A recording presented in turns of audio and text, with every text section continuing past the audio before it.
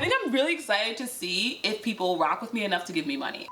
I really enjoy cursing and I miss it, and I feel like I couldn't do it on my main YouTube. They need to know about it. They need to know about this book that I just read. On youtube.com, I got a negative comment. I was like, why are you even talking about race? Race doesn't matter. And I'm just like, well, the reason why, Shimdi, you've sold your soul to the money devil. The Lord blessed me, all right? I'm not talking about like I fucking forged my body in the fire. Like, this is a genetic lottery win, and I love it for me. That was my favorite part of the book, is when they were like, do not trust the government with your money. Somebody was like, you lucky Chimdi was nice to you because you don't fucking deserve that shit. And I was just like, what's going on? So I feel as if I can get a little loose with y'all, like I can talk about the real stuff.